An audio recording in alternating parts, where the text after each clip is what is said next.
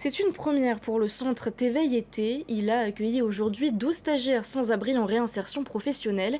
Ils seront formés pendant un an dans le secteur de l'hôtellerie-restauration. Valentine Vassel et Méré Théato ont assisté au lancement de ce projet.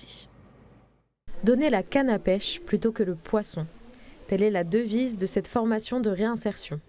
Durant un an, des jeunes sans-abri vont pouvoir acquérir les compétences nécessaires pour travailler dans le domaine de l'hôtellerie et de la restauration. Un projet novateur en Polynésie française, soutenu par le Père Christophe et subventionné par le pays. Ça a été un travail de longue haleine, ça a été un peu compliqué administrativement parce que nos textes n'étaient pas adaptés à ce genre d'initiative. On utilise là les derniers CAE, puisque les CAE vont être complètement réformés. L'idée, c'est après de s'orienter vers le statut de CISAE, de manière à mettre en place ce genre de formation plus facilement. Selon Père Christophe, l'idée est de proposer à ces 12 personnes accueillies au centre T'éveil Été une formation sur place adaptée à leurs besoins.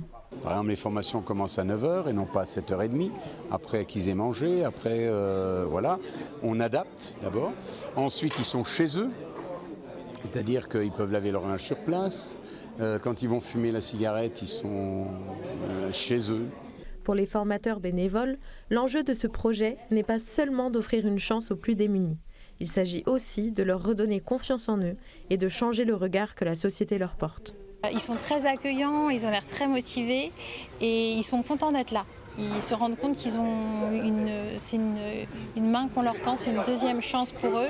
Donc ils sont vraiment très impliqués, il me semble. Après là c'est le début, mais ça part bien. Dire aussi au président qu'il peut avoir confiance en nous, on va aller jusqu'au bout, jusqu'en demande, c'est notre paix de demander des stages, des formations. Si on va jusqu'au bout, peut-être on va donner encore à ceux qui sont derrière nous. On pense à ceux qui sont derrière nous. Un snack d'application solidaire ouvrira ses portes en janvier 2025.